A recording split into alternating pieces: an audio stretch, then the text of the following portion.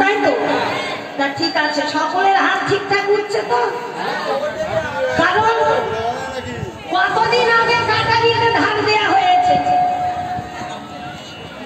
আর এই কালকে থেকে ধার দেয়া হচ্ছে, তাই না?